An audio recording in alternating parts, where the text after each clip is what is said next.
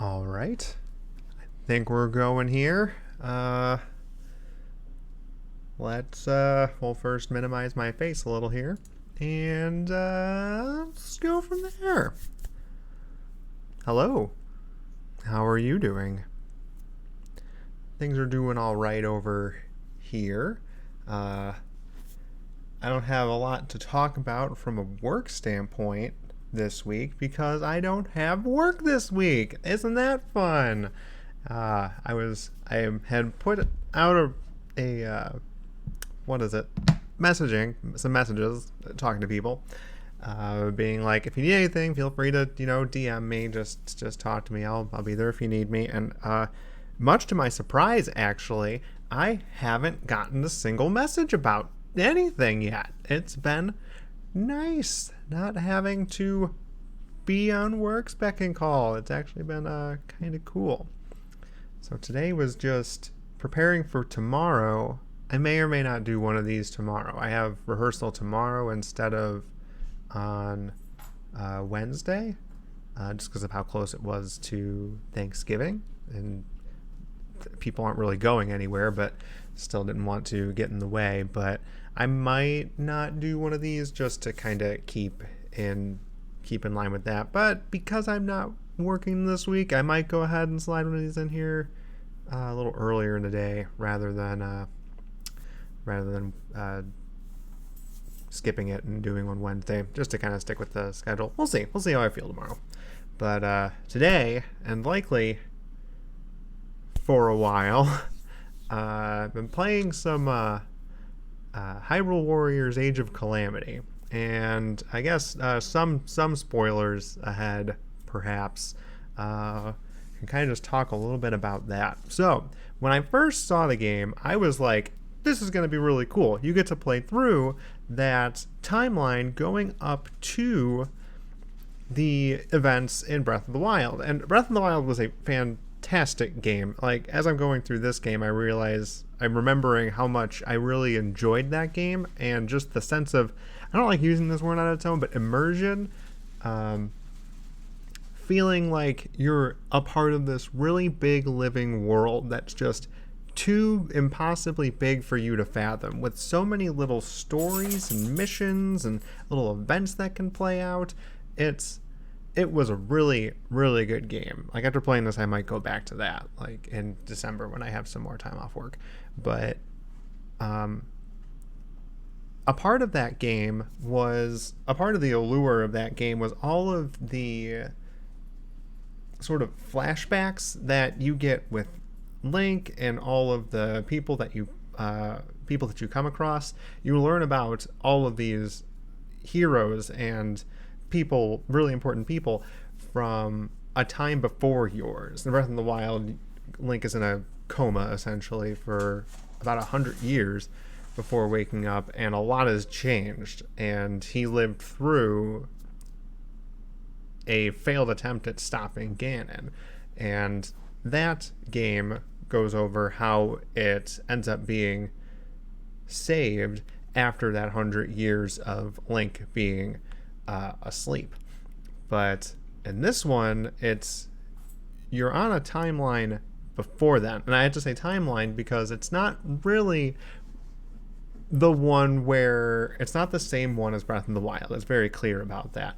Where this, like, right out of the gate, you're working with a little, like, toy guardian. It's almost kind of Portal like in its design. It ends up jumping through a rift in time and ending up in the past, another timeline of these events. So it could have been like straight back in time, but it's very clear that it's there to try and fix something. And as soon as you do change something about a timeline, it shifts to another timeline, at least if you're getting into kind of like string theory-ish type ways of interpreting how a theoretical multiverse pans out. But immediately I got a feeling that we weren't going to have just a normal, okay, we went back in time to try and fix something. It's going to actively know that it is trying to alter a separate timeline or get the last timeline to break off into a new one. And how it's doing it is really, really cool. I remember both for the first Hyrule Warriors game and for Fire Emblem Warriors too, that I was always surprised at how good the story ended up being. I don't know if it's like just seeing kind of Dynasty Warriors games in the past, and it's just sort of like, yeah, that's just not my cup of tea, but maybe just having that Nintendo flair. I don't know. Gestures toward wall of Nintendo characters. That just speaks to me more and can kind of, I don't know, just sort of get myself into those stories better or those characters better. But oh my goodness, that combination of Breath of the Wild really teasing all of that past and this game letting you meet those characters, play as those characters, and at the same time calling to all of the things that you remember seeing in Breath of the Wild. I don't know, I think one of the phrases I used is a marketing material for Breath of the Wild, and whatever works for it, it's working. I mean, I don't have to buy it again, I already have it, but it is an interesting thing. It just captures that bigness of the world. I think it would probably not have as good of an effect if I hadn't played Breath of the Wild. Like, I'd probably have fun with the game if I hadn't played Breath of the Wild. But when you come across your first Lionel, or you come across your first Hinox or anything like that, these are just massive things in the world where the first time you see them, you're like, there's no way I can take that on. I guess Lionels are a bit deceptive. They're not huge or anything. A Hinox is massive. The first time you see one of those, you avoid it like the plague in Breath of the Wild. But when I see those, I'm kind of like, oh my goodness, I remember that. Oh my goodness, it was so scary seeing one of those for the first time, and the panic I went through to try and avoid it at all costs. It kind of still felt that way, even though it's more, you're going to fight this thing type of scenario. And it's been doing a really good job with all of those kind of larger than life characters. And and maybe that's just how I interacted with Breath of the Wild. I think back to the story that I told while I was playing the game when I saw those monsters or those creatures for the first time. And getting to relive that in this one with characters that you only heard about and never got to play as is a pretty neat thing. Anyway, I still have, I think I'm on chapter 5. I think there's 7 chapters total. Not that that matters too much, since there's varying numbers of missions in each chapter. They're not all the same length. Not sure how close I am to the end of the game, but I have put in nearly 24 hours in the past. So we got a Friday, Saturday, Sunday, Monday, probably 3-4 days worth of playing then, and still have a little bit to go. And streaming it too on Mondays and Fridays, so that's how there's a account that we're playing on, not mine for that. I couldn't choose to not play it or not play until the next stream.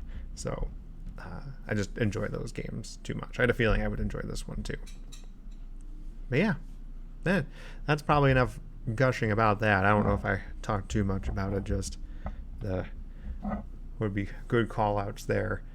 Sort of playing off of the players' stories that they told while playing a previous game, and really banking on their tie-in to the current game based on those previous stories is an interesting way to go about it. Like, I have no doubt that people can play this game and like it, but it really does something special for people who know that they tell their own stories while playing games and get to experience it from a different perspective and a different version of the world that they explored a few years ago. So, yeah. Interesting take. Might have more to talk about by the end of the week. We'll see if I feel any different by the time that the game ends. But that's where that's at today. And I think that's where we'll just leave it here. All right. Well, you have a wonderful day, rest of the night, and If I do one of these tomorrow, you'll see me then. If not, I'll see you Wednesday. And I think that's about it. See ya.